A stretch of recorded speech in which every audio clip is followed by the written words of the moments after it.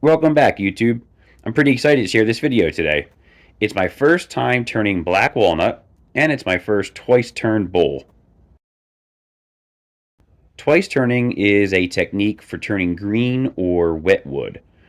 When I started, the wood was around 26% moist, so that's pretty wet. All you do is put it on the lead like you normally do, and turn it close to the final shape, but leave it thick. I left mine about 1 inch thick. Then all you need to do is dry the wood out before completing it.